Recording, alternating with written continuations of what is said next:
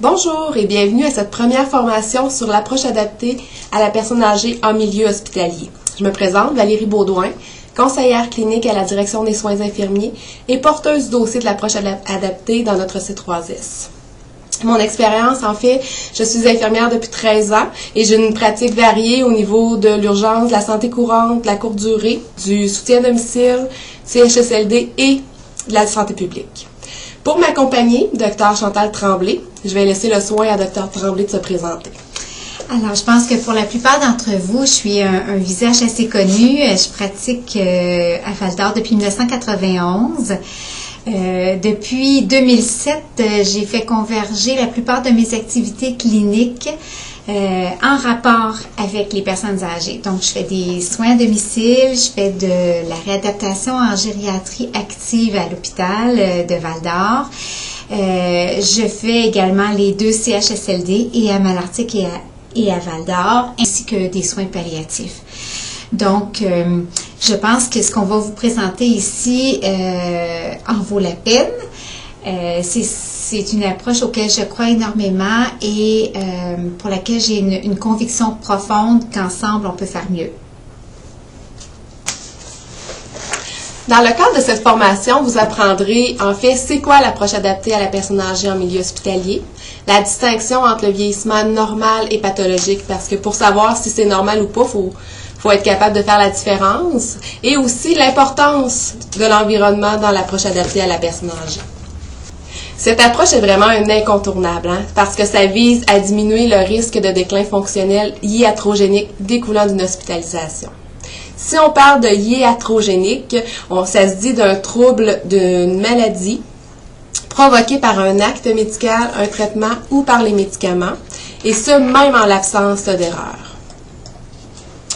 Comment on peut faire ça, diminuer le risque de complications découlant d'une hospitalisation? Bien, tout d'abord, en dépistant les aînés à risque de perte d'autonomie dès leur arrivée à l'urgence. Ce qu'on fait avec le Prisma 7 et maintenant au niveau du CH avec le 75+, directement dans le triage de Médurge. Et aussi en mettant sur pied un ensemble d'interventions afin de minimiser le déclin fonctionnel lors d'une hospitalisation. Parce qu'on veut évidemment qu'ils ressortent aussi bien qu'avant, pas pire. Les bonnes pratiques de l'approche adaptée, en fait, c'est vraiment d'avoir une approche globale, c'est-à-dire qu'on n'a pas travaillé seulement sur la raison de consultation, mais sur l'individu dans son ensemble. Si je vous donne par exemple un client qui est hospitalisé pour une pneumonie, si après 5 jours, oui, on a cessé les antibiotiques intraveineuses, on a enlevé l'oxygène, mais que la personne ne marche plus, mais on ne sera pas d'avance parce qu'elle ne pourra pas plus avoir de congé et il va falloir entraîner là, une réhabilitation. Il faut aussi avoir une considération particulière pour l'environnement physique, avoir des objectifs centrés sur l'amélioration fonctionnelle, comme je vous disais. Il faut vraiment que la personne continue à marcher et avoir son autonomie le plus possible. Passer de la gestion médicale à la gestion d'équipe, ça veut dire que tout le monde a un rôle important à jouer. Et il peut donner son avis et interagir là, dans l'équipe. L'hôpital, c'est une étape dans le continuum de soins. Et évidemment, il faut le faire en partenariat avec la personne âgée. Mais aussi la famille. La famille, ça comprend bien le pourquoi. Puis qu'elles se sentent, s'ils sentent qu'ils peuvent faire une différence, ben ils vont tout faire en sorte, évidemment, pour aider le mieux-être de leurs proches. Et l'approche adaptée à la personne âgée, en fait, oui, c'est un mandat du ministère qui a été élaboré en 3 volets. Tout d'abord, ils ont élaboré un cadre de référence qui est l'approche adaptée à la personne âgée en milieu hospitalier. Ils ont conçu vraiment des outils cliniques et organisationnels pour aider l'implantation et élaborer un programme de sensibilisation et de formation. Donc, avec vous aujourd'hui, justement, on commence la sensibilisation et la formation. Si on regarde la situation au niveau du Québec, on se rend compte que 16,2% de la population ont plus de 65 ans, mais que c'est quand même 45% des journées d'hospitalisation qui sont occupées par les 65 ans et plus. Fait qu'évidemment, les séjours aussi sont plus longs aux unités et à l'urgence. Pour la MRC Vallée-de-l'Or, ben, c'est 13,9% de la population qui a 65 ans et plus.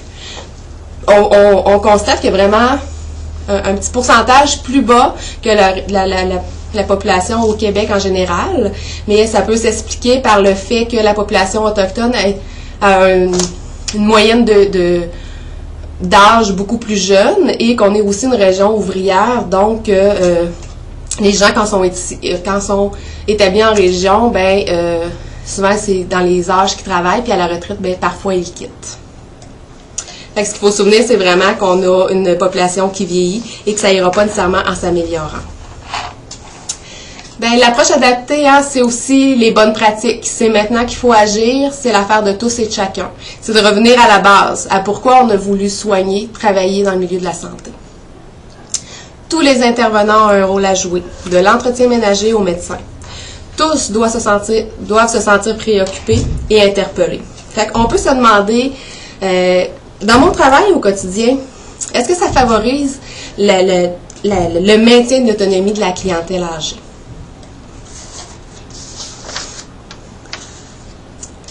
Si on regarde les caractéristiques de la personne âgée, en fait, c'est vraiment un groupe hétérogène, c'est-à-dire ils n'ont pas nécessairement la même âge, les mêmes maladies chroniques, les mêmes incapacités. Ils n'ont pas la même condition physique non plus. Il y en a qui sont plus en forme que d'autres. Et la caractéristique de la personne âgée, en fait, c'est les réserves physiologiques et fonctionnelles diminuent. Ils ont moins de réserves. Souvent, ils vont sous-déclarer les problèmes de santé. Des fois, c'est parce que il y a une méconnaissance, mais aussi parce que si je dis tout ce que j'ai, est-ce que je vais être mis en hébergement ou il y a des craintes quand même véhiculées par les personnes âgées. Il y a une prévalence évidemment plus marquée des maladies cognitives et les atteintes sensorielles, sont plus sensibles à la médication et aussi ils en prennent souvent plus étant donné le nombre de maladies chroniques qui augmente. La récupération fonctionnelle souvent plus longue. Le risque de déclin fonctionnel est plus grand et plus rapide, malheureusement. Et ils vivent aussi des insécurités face à la maladie et à l'hospitalisation. Parce que oui, il y a une possibilité d'en décéder, mais aussi la possibilité de plus retourner à la maison, d'être mis en attente de placement et tout. Fait que ça, c'est des grosses insécurités qui sont vécues. Et évidemment, ça peut amener une perte de confiance et une image de soi qui est plus fragile. Par contre, ils veulent continuer vraiment à s'impliquer puis à être autonomes le plus possible. C'est sûr qu'il peut y avoir une vulnérabilité et c'est sûr qu'il faut travailler avec eux pour permettre de s'impliquer et de leur redonner justement leur confiance en soi. Puis il faut appliquer aussi, donner une priorité sur la qualité de vie qui reste. Si on regarde au niveau, comment ça arrive ça, un déclin fonctionnel, on a notre personne âgée qui est valide, évidemment, qui est à domicile, que tout va bien. Arrive une maladie aiguë, comme on donnait l'exemple de la pneumonie ou un infarctus, peu importe. Et là, la personne est hospitalisée. Là, elle est dans un environnement qui est beaucoup plus hostile, qui est dépersonnalisé. Et souvent, ils arrivent à l'hôpital, ils se font octroyer un lit, fait que c'est comme normal qu'on se repose. Mais la malnutrition qui s'ensuit, une chaîne de médicaments. Fait que c'est ce qui amène rapidement vraiment une escalade d'intervention qui amène notre personne âgée avec des atteintes physiques qui peut amener des humeurs dépressives et négatives. Donc, on peut facilement, rapidement avoir une personne âgée avec des incapacités fonctionnelles. Prévenir le déclin fonctionnel. Je pense que si aujourd'hui vous avez quelque chose à retenir, c'est vraiment ça. C'est le message essentiel qu'on veut vous lancer aujourd'hui. Comment on fait pour éliminer ça? C'est en agissant sur deux choses de façon prioritaire, le délirium et le syndrome d'immobilisation. Parce que nos aînés sont plus à risque dû au vieillissement des différents systèmes et à l'environnement hospitalier. Si je vous dis, un délirium, c'est en fait un état confusionnel, un syndrome organique d'installation aiguë, habituellement transitoire et réversible. On en reconnaît une forme hyperactive et hypoactive. Le syndrome d'immobilisation, quant à lui, ça découle des conséquences de l'alitement ou de la diminution des mouvements et de la mobilité. Ces symptômes sont physiques, psychiques et métaboliques. si vous regardez le petit schéma, c'est vraiment de voir que ce qui peut amener le délirium et le syndrome d'immobilisation, il y a énormément de causes et de facteurs. Donc, il faut travailler à tous ces niveaux-là. Et mais c'est ce que l'approche adaptée va permettre. Ça nous amène de nouvelles connaissances aussi avec la formation, des nouveaux outils. Donc, on va être mieux outillés aussi pour y répondre. Des petits chiffres troublants. En fait, bon, le délirium, comme on constate qu'il y a 10% de la clientèle qui se présente à l'urgence en délirium. Et il y a une prévalence du délirium à l'admission de 10 à 31%. Et durant l'hospitalisation, en soins généraux, de 3 à 29%. Fait que si on fait la petite distinction, en fait, c'est entre le temps qui rentre à l'urgence, le temps sur civière et jusqu'à l'hospitalisation, vraiment dans une chambre au niveau de la courte durée. C'est là qu'on parle vraiment de l'hospitalisation versus admission. Post-chirurgie, fréquence à 74% et aux soins intensifs jusqu'à 87%. Fait qu'on se rend compte vraiment que plus on augmente nos solutés, notre médication, qu'on les met dans un environnement hostile, la fréquence augmente rapidement et on a souvent des aînés en délirium. Pour le syndrome d'immobilisation, suite à une hospitalisation, jusqu'à 66% de nos aînés qui ont été hospitalisés ont une perte de mobilité. Un jour au lit amène 3 jours de récupération fonctionnelle. Une semaine au lit, ça prend 1 mois pour réussir à s'en remettre. Fait que donc, on peut voir que malheureusement, certaines personnes ne pourront pas réussir à récupérer de ça. Et chaque jour d'immobilisation aussi amène 3 à 5% de notre masse musculaire. Donc, si on regarde une dame de 90 ans qui pèse 86 livres, on peut constater que déjà, la masse musculaire, elle n'a déjà pas beaucoup. Donc, ça peut être vraiment très, très difficile et pénible là, pour cette dame-là là, d'essayer de récupérer de son immobilisme. Et suite à une hospitalisation, 17% ont besoin d'une assistance à la marche. Donc, d'avoir besoin d'une marchette, d'une canne, bon. Et le constat qu'on en fait, c'est vraiment la prescription du repos au lit, là, qu'il faut vraiment se défaire ce mythe-là, parce que c'est vraiment la plus grande problématique qui amène la perte d'autonomie chez notre clientèle vieillissante. Et malheureusement, c'est un archaïsme qui est bien ancré chez les aînés et les intervenants parce que c'est souvent vu comme bienfaiteur. Les conséquences du syndrome d'immobilisation, oui, on a quand même une diminution de la densité osseuse, les gens vont avoir moins faim, moins soif, c'est sûr que les tissus cutanés vont être plus fragiles, il peut y avoir une tendance à l'incontinence, la force musculaire va diminuer et la ventilation aussi, ça veut dire un plus grand besoin en oxygène. Le prochain schéma, il est un petit peu particulier. En fait, je veux pas nécessairement vous expliquer ça de long en large. Je veux juste que vous voyez à quel point tout s'enchaîne.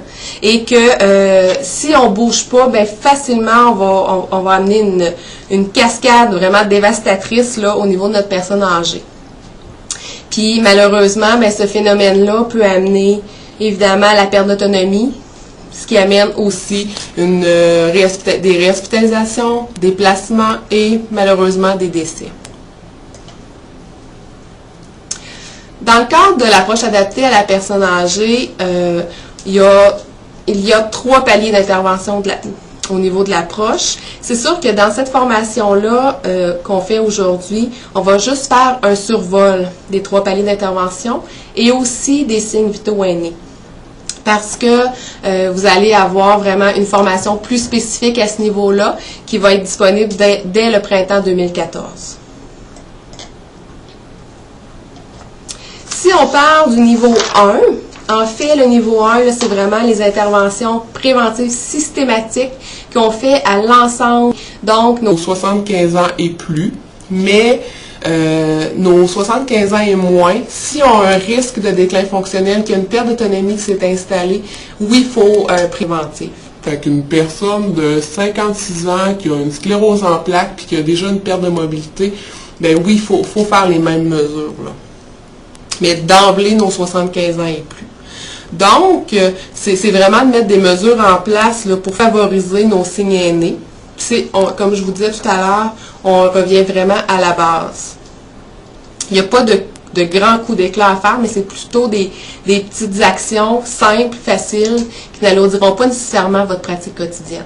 Si je peux vous donner des exemples, c'est de faire asseoir au fauteuil ou sur le bord du lit lorsqu'on donne la médication. De faire mettre les prothèses auditives et visuelles, les lunettes, pour que la personne soit orientée, que tous les sens soient plus disponibles. Offrir régulièrement de l'eau. De regrouper les soins aussi la nuit pour favoriser le sommeil. De demander des fois d'apporter des repas, des choses que la personne aime pour vraiment donner, avoir une meilleure nutrition. Le palier 2, tant qu'à lui, c'est vraiment, on a besoin d'interventions plus spécifiques. On a besoin d'avoir on a une référence en ergothérapie, physiothérapie, nutrition, avec la travailleuse sociale. On a besoin d'un petit peu plus. C'est des interventions un petit peu plus poussées que l'intervention primaire, qui était vraiment au niveau plus des équipes de soins, infirmières auxiliaires et préposés aux bénéficiaires.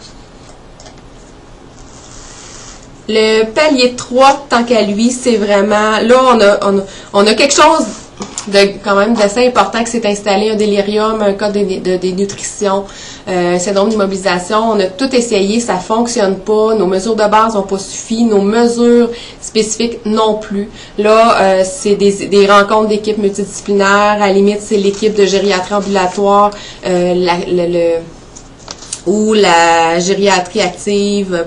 On a besoin vraiment d'un niveau d'intervention spécialisé.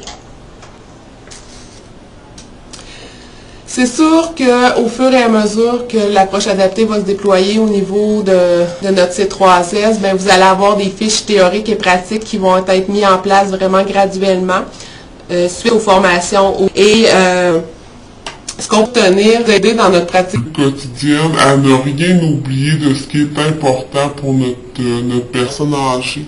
Si on regarde le A, c'est autonomie, mobilité. Le I, c'est de voir est-ce que l'intégrité de la peau soit correcte. Une dénutrition, hydratation, Le E pour élimination. Le E pour état cognitif. Et le S pour le sommeil.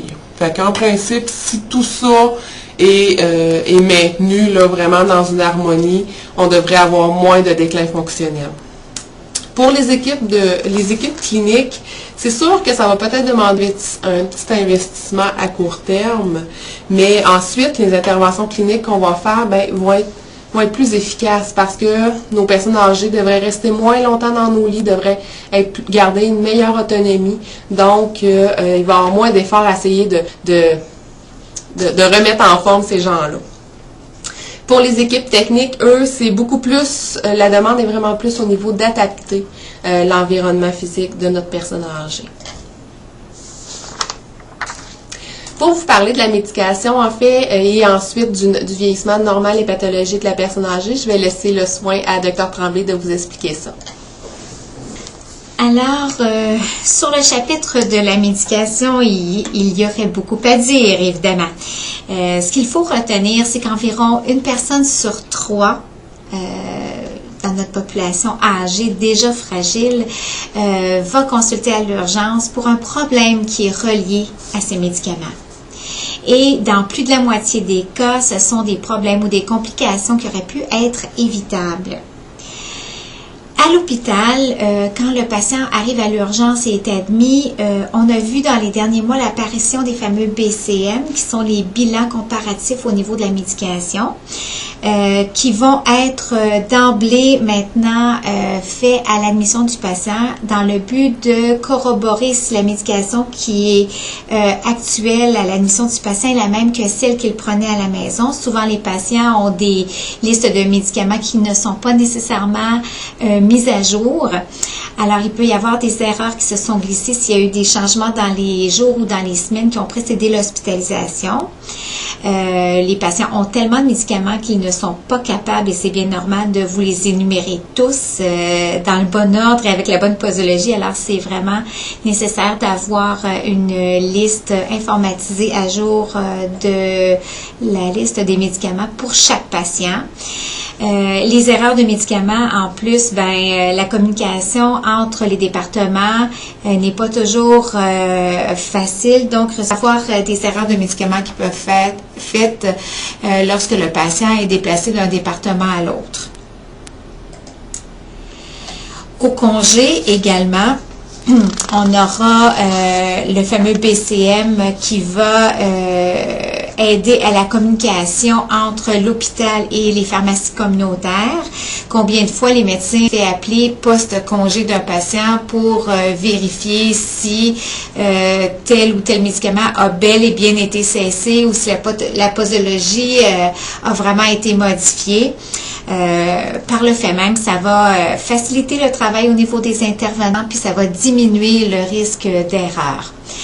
Ce qu'il faut retenir au congé, c'est que malgré toute votre bonne volonté et le meilleur médicament prescrit, une personne sur deux ne le prendra pas. Donc, il ne faut pas s'offusquer de ça. Je pense qu'ici, on n'est pas mieux qu'ailleurs au Québec, c'est que national, qui fait que près de 60% des personnes âgées ne prennent pas l'un ou les médicaments il faut pas oublier non plus l'autre volet des gens qui se traitent over the counter, c'est-à-dire qui prennent des médicaments qui sont non prescrits là-dedans entre les médicaments homéopathiques, les produits naturels et autres, qui peuvent avoir bien entendu des interactions avec les médicaments que nous on prescrit. La problématique avec les médicaments, tels que je le mentionnais un petit peu plus tôt, c'est que la plupart de nos personnes âgées ont une polymédication.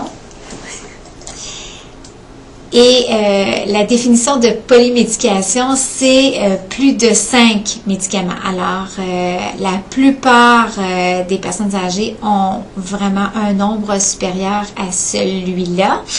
Donc, les listes sont parfois assez impressionnantes. C'est la raison pour laquelle je mentionnais un petit peu plus tôt qu'il est difficile pour une personne âgée de tout retenir ça. Malheureusement, il y a des médicaments qui des fois sont prescrits dans un passé plus ou moins lointain, qui n'ont jamais été réévalués et qui ne sont plus nécessairement à pression actuelle. Nous entrons maintenant dans le bref survol que j'aimerais faire avec vous concernant le vieillissement normal et pathologique. Ce qu'on va faire ensemble, c'est qu'on va réviser les systèmes principaux qui sont impliqués dans la mobilité de l'être humain, soit le système musculo-squelettique, le système neurologique et les systèmes sensoriels. Si on commence d'abord par le système musculo-squelettique, ce que vous avez en résumé, ce qu'on peut dire, c'est qu'avec l'âge, il y a une perte progressive du nombre de fibres musculaires et on en perdrait environ un tiers de notre masse musculaire entre la 3e et la 8e décennie, ce qui n'est pas rien. Notamment au niveau du tissu dans lequel baignent ces fibres musculaires-là, qui est du tissu qu'on appelle conjonctif. Il y a une diminution des fibres élastiques qui diminue également, qui va entraîner une perte de la souplesse musculaire. Parallèlement à la diminution des fibres élastiques, on va avoir une augmentation du pourcentage du tissu adipeux ou graisseux. On va noter également au niveau des articulations une diminution de l'hydratation des cartilages et même cette diminution d'hydratation va mener à un fendillement et même une dégénérescence qui va mener progressivement à de l'ostéoarthrose. Une hydratation diminuée aussi au niveau des disques intervertébraux qui normalement sont sous forme de gelée mais qui en s'asséchant vont perdre de l'élasticité, vont être un petit peu plus, sans dire durcis, mais un petit peu moins souples. Et également, évidemment, la diminution du contenu minéral osseux qui va augmenter chez notre personne âgée le risque fracturaire. Ce contenu minéral osseux diminue déjà à partir de l'âge de 25 ans environ. Alors, quand on est rendu à 85, c'est sûr qu'il en reste moins. Ce contenu minéral-là est tributaire également de l'exercice qu'on fait dans notre vie ainsi que la consommation de produits laitiers. Donc, globalement, ceci va entraîner les conséquences suivantes, c'est-à-dire que, grosso modo, on va avoir une diminution de la force musculaire et de l'endurance musculaire à l'effort, de la souplesse du tissu, du tissu musculaire, de la diminution de la grandeur de la colonne vertébrale. On sait que nos personnes âgées rapetissent avec l'âge et on voit apparaître graduellement une syphose, c'est-à-dire le dos voûté chez nos personnes âgées. Diminution de la résistance aux micro-fractures et aux dommages tendino-ligamentaires. Aussi, on pourrait mentionner une légère diminution de l'amplitude articulaire qui va un peu aussi avec la souplesse musculaire, mais rien pour entraîner des problèmes importants au niveau fonctionnel.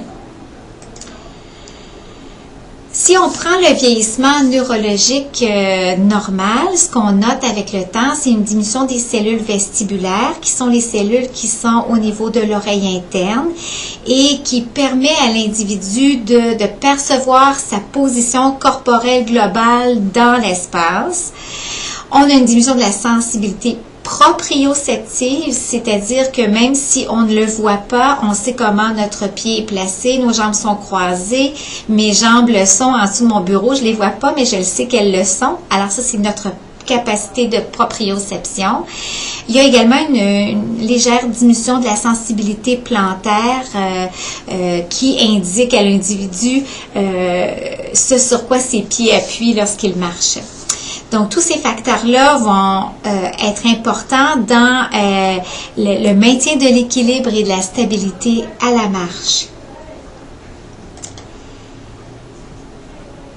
Au niveau sensoriel, d'abord avec la vision, il y a des changements anatomiques et fonctionnels qui surviennent avec l'âge, de l'ordre, si on prend d'abord les paupières, on va avoir un relâchement tissulaire qui va amener une certaine laxité au niveau des paupières, notamment la paupière inférieure.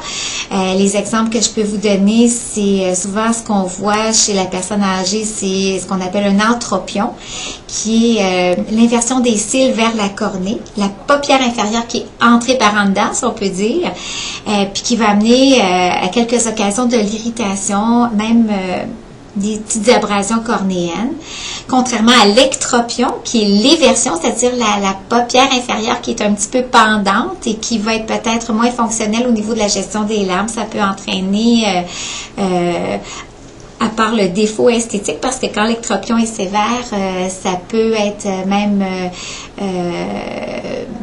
un petit peu difficile pour la personne âgée d'accepter le changement d'image au niveau du visage, mais ça peut entraîner du larmoiement également. Que ce soit un entropion, un ectropion, ça peut être corrigible chirurgicalement. On voit une diminution de la quantité des cils, des larmes, donc on va avoir un assèchement progressif de l'œil.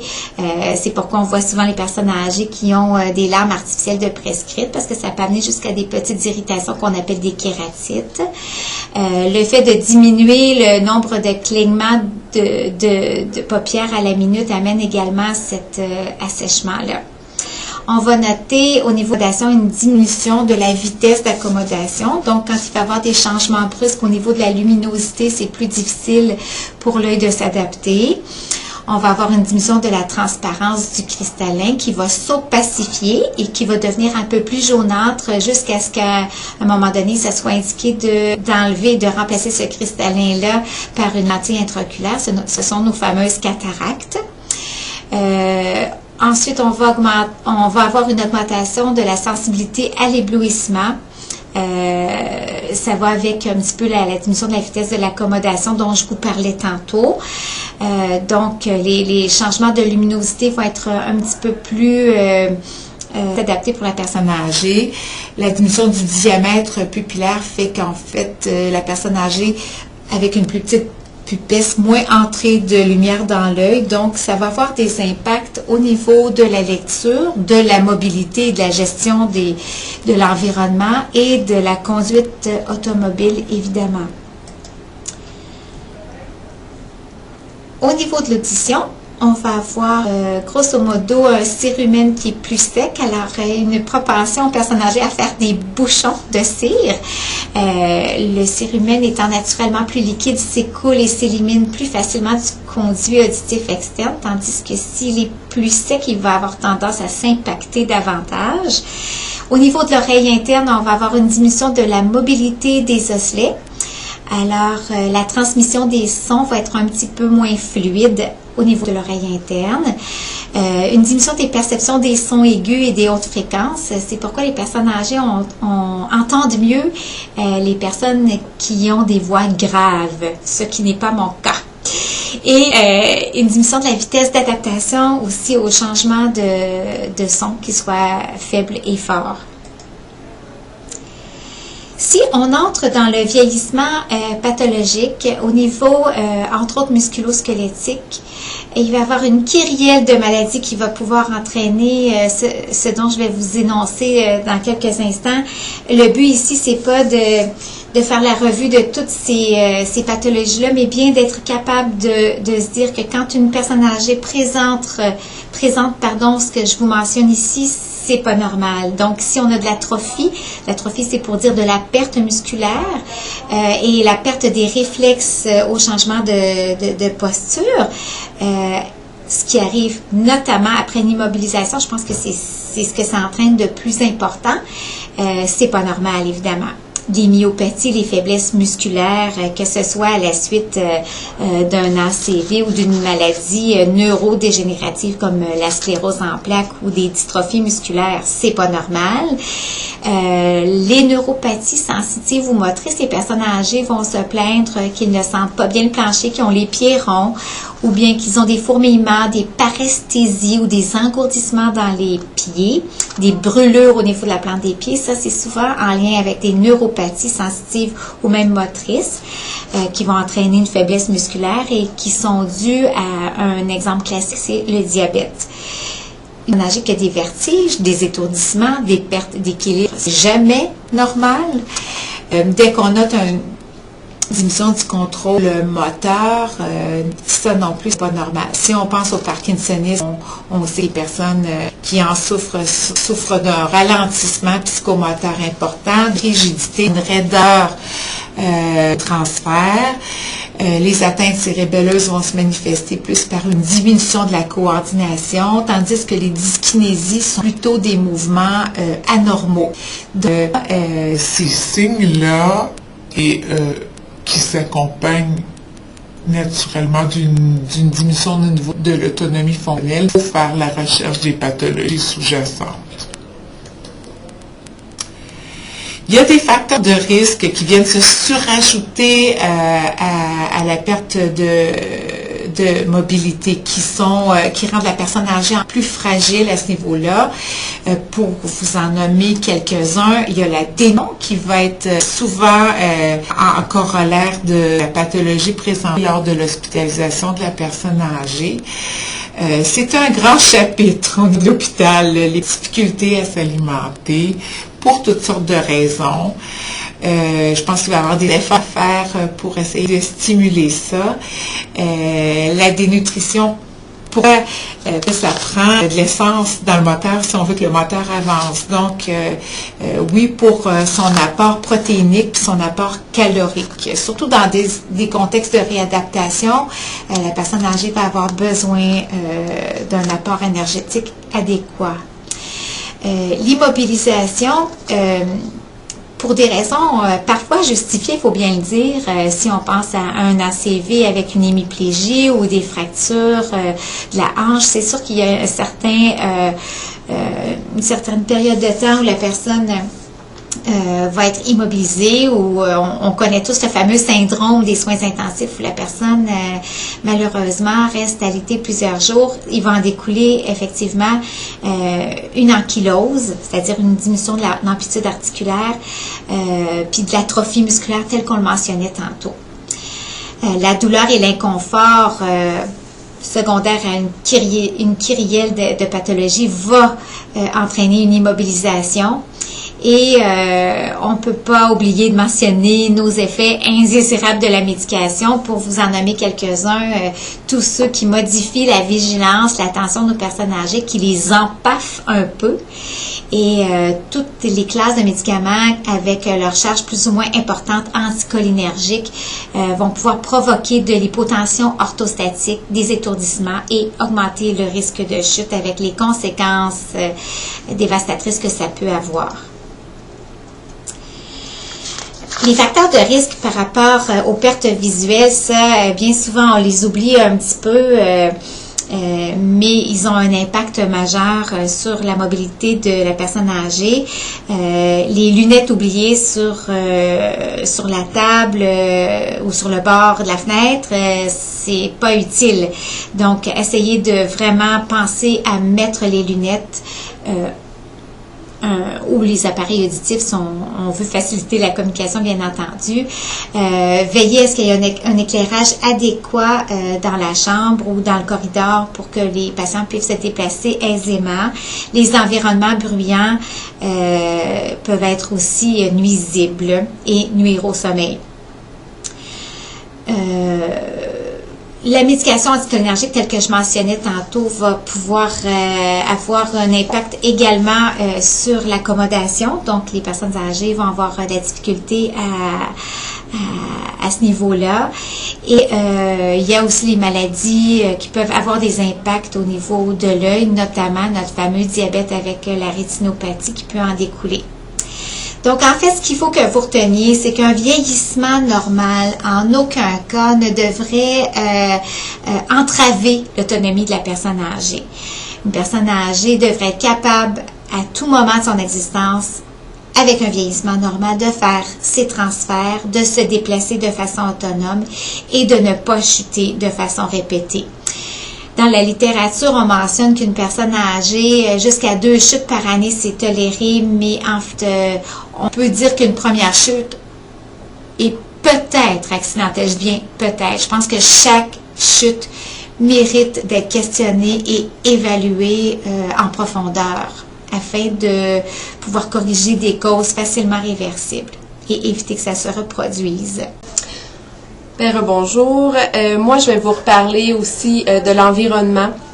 Comment c'est important de tenir compte de l'environnement, en fait, du milieu hospitalier. Il faut vraiment en tenir compte dans l'avenir quand on va faire des rénovations majeures, quand on va acheter des équipements, parce que actuellement, c'est pas toujours adapté. Si on peut voir, bon, ben, nos corridors sont encombrés, fait que c'est plus difficile de sortir, de marcher dans les corridors. Il y a beaucoup de bruit, la signalisation qui est pas toujours adéquate. Si on fait juste regarder au niveau des couleurs, ça peut être très difficile de percevoir pour des personnes âgées si on met une couleur sur un autre. Bon, fait qu'il faut vraiment aller avec des choses qui vont être plus visuelles pour eux.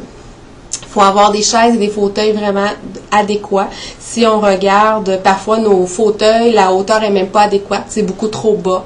Donc, il faut que ça soit un petit peu plus ajustable. Et il faut aussi avoir de l'eau disponible là, pour la personne âgée pour éviter la déshydratation.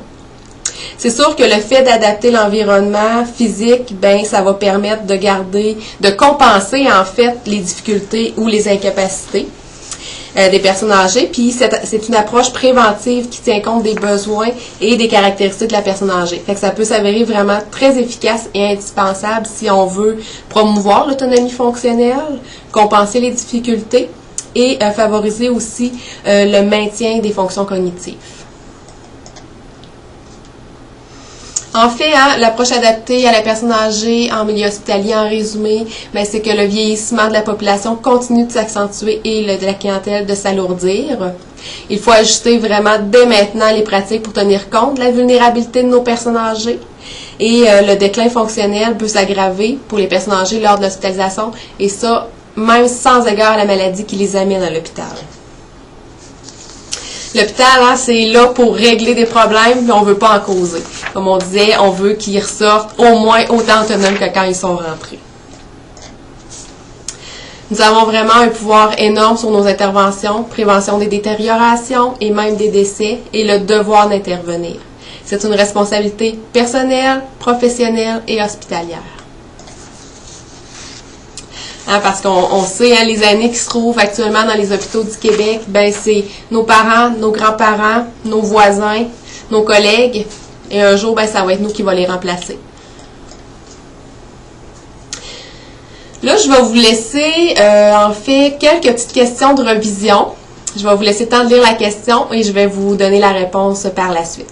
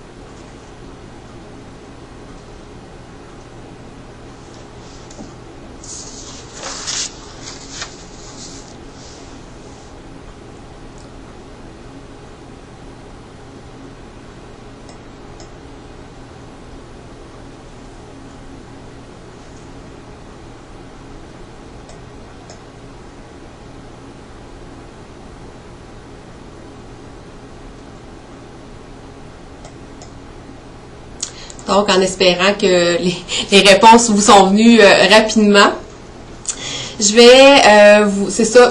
Aujourd'hui, c'était vraiment, ce que vous visionnez actuellement, c'est vraiment la première d'une série de formations.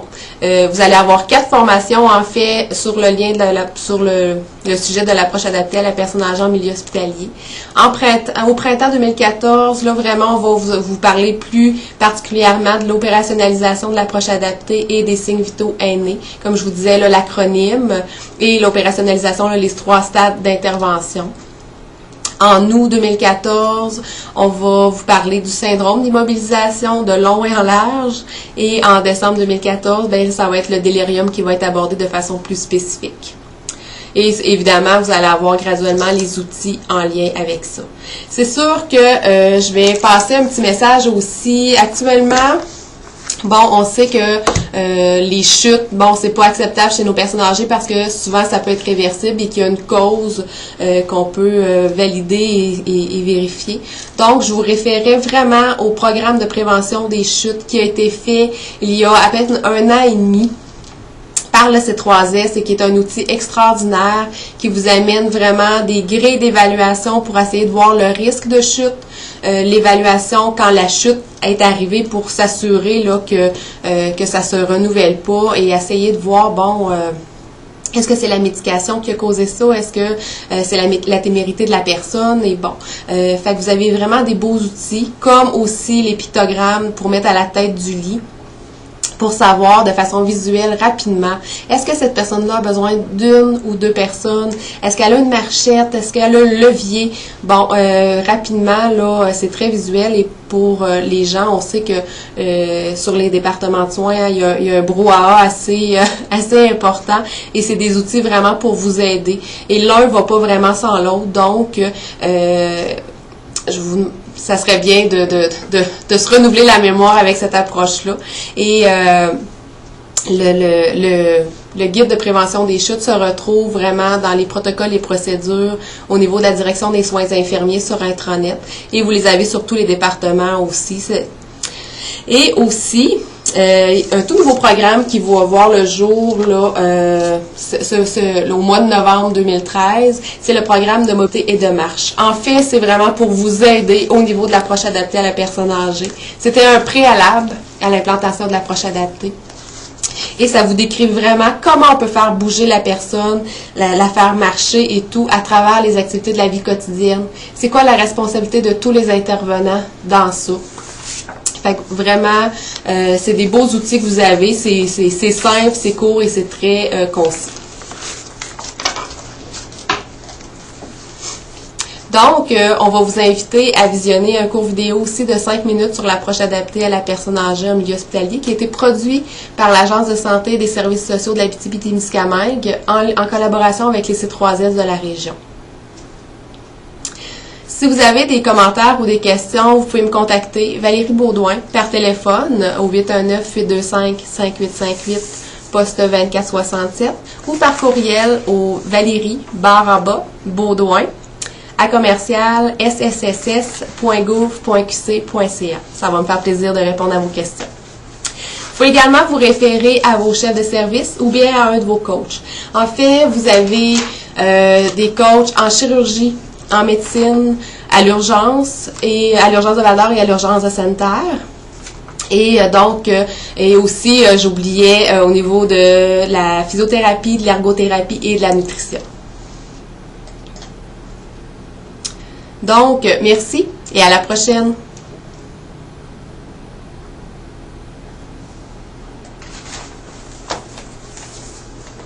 C'est mieux que vendredi. Je trouve, en tout cas, je trouve que ça a fait Ouais. on a accédé à un palier supérieur.